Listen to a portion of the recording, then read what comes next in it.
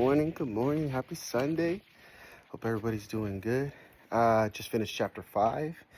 And of course, it caught my attention right away because I think Pastor Sonny said wrestling or wrestle about like 20 times in this thing.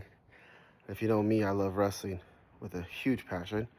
That was a long time ago, back in the day.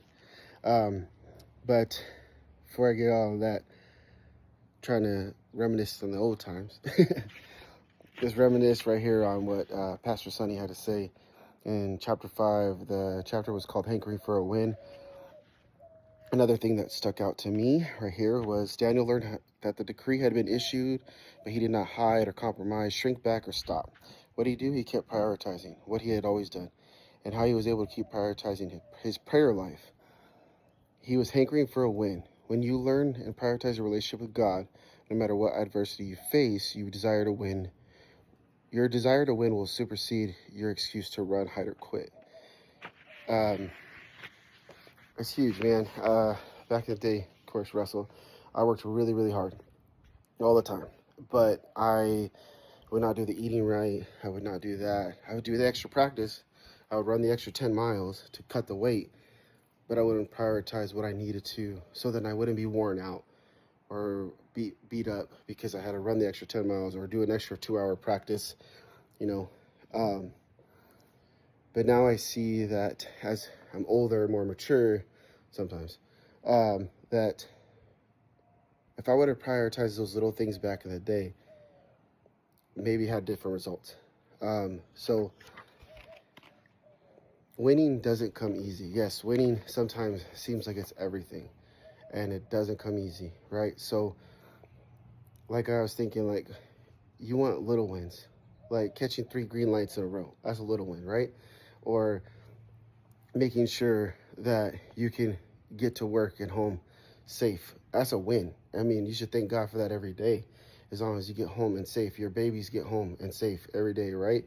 So my thing is that no matter how hard it seems, you're gonna get that win as long as you stay focused, right? Stay focused on God. He's gonna help you get through those wins. And even though times seem so hard and frustrating and you feel like you can't get a win, right? Like my truck broke down 4 times in the last 3 months. It's been awful, but it's running now, right? So that's a win. Your family coming to save you when you're broken down on the side of the road. That's a win. You have somebody you could depend on, right? So you just keep adding those little wins up because the big win comes later with God, right?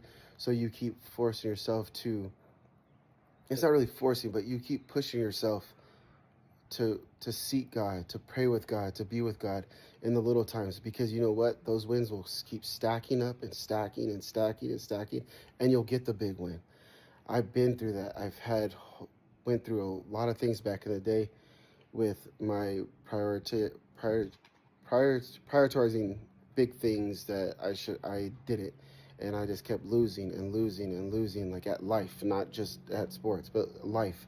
And I met my wife, and then I started getting back into church and things like that. So like that's a big win from back in the day because it got me out of what I was doing.